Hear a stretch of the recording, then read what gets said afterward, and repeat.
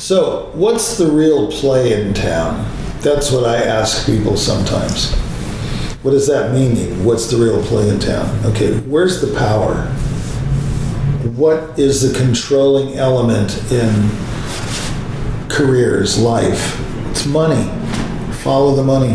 That's what it is. I don't like saying it, but it's true. People come to me and say, "Hey, Jack, what can I do to promote my career? What new piece can I play?" Well, it's kind of been there, done that kind of thing,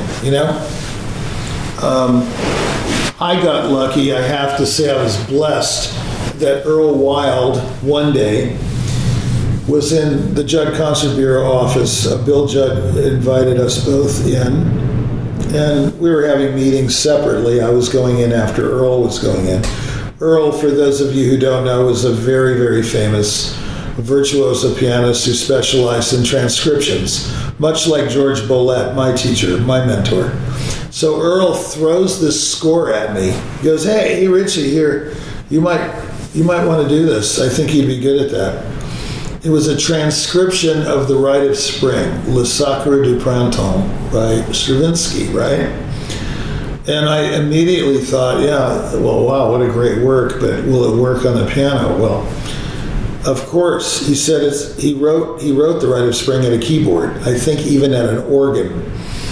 The piece is highly rhythmic, no tremolandos and stuff like the Firebird, which, by the way, I played later on, another transcription by Sam Raifling. But let's not digress. He threw this transcription at me and said, hey, you ought to do this. Well, my answer was, well, Mr. Wild, why don't you do it? You're the king of transcriptions. He goes, no, I don't have time. It's too big. It's too hard. I do my Liszt thing and my Porgy and Bess thing, and I'm not gonna go into this diversion into the hinterlands with Stravinsky. And I was looking for a vehicle that could promote my career. I was looking for something because after winning the Naumburg, things die down. You win the prize, 3 years later you have no concerts. It's the nature of the beast, unless, of course, you have the magic potion, which is money. And I mean millions. Hey, it's like running for president, okay? It's like running for the Senate. You have to have money and lots of it, or you're not going to make it. Not big.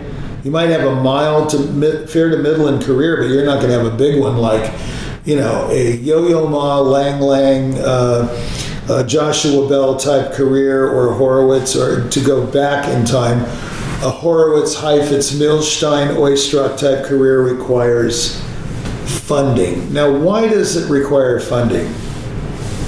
I will tell you why.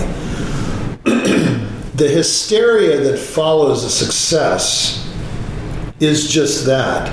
It's hysteria. Do you want to continue the hysteria? Yeah, most people do. They want to keep the furnace fueled with coal. Well, if the furnace keeps the house warm, you got to keep shoveling coal into the furnace. Same goes with a career. If you want that fervor to continue after winning the Clyburn, or after winning the Leventrit in the old days, after winning the Michaels, after winning the Leeds, after winning the Indianapolis string competition, the famous one that we have now umpteen winners of, and nobody remembers their name. It's money that keeps you in front of the footlights, okay? They keep you in the limelight. The money keeps fueling the career. It's not your playing. Oh, no, I think I'm going to learn the Schumann F-sharp minor sonata.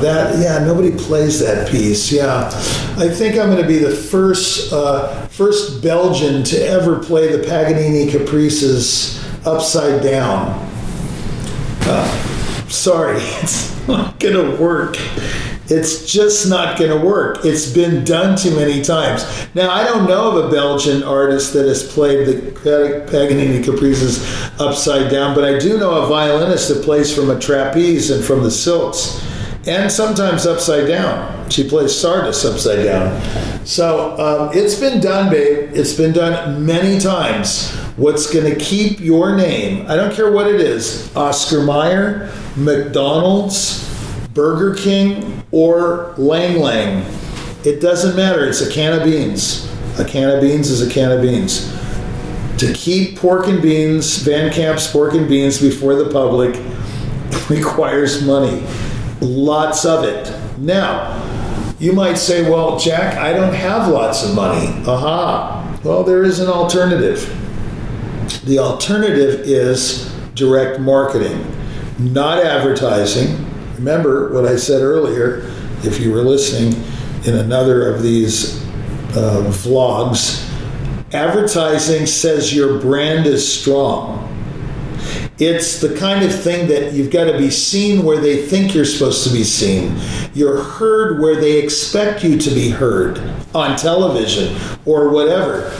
I'm driving down the street here in Tulsa and I see this big Coca-Cola neon sign. I mean, bigger than life. And by the way, I've lived here 9 years and I've seen it for 9 years every day down 51. 51 is a highway. And I think to myself, wow, they're there every day. But guess what? If they weren't there one day, I would say, hey, what happened to Coke? Did Pepsi buy that sign? Did RC Cola buy it? I don't even know if RC Cola still exists. Oh yeah, it does now. I don't know. I don't know if it exists. But the point is, what would I do if Coca-Cola wasn't there anymore on Highway 51 going east towards Broken Arrow? What would I say? I'm just like every other person. I'm not extraordinary. I'm normal. I'd go, where's Coke? That's what I'm talking about. Your brand is strong. It says your brand is strong. Advertising says that. No, it doesn't get you more bottles of Coke sold, or more Big Macs sold, or more Whoppers sold, or more Rite of Springs or Tchaikovsky concertos booked. What it says is your brand is strong. Whatever the brand is. If your name is John Henry, it says that John Henry is strong because he's being heard and seen where he needs to be, or where people believe that he should be heard and seen. That's what advertising is. Now, you may not have heard it put to you this way, but it is what it is. As a friend of mine used to say, it is what it is. And it certainly is. I took the EST program once. This is, to be, in French, est, est means to be, right? It's the verb, whatever. And there was a German guy who gave this training 2 weekends out of the year. It's called EST.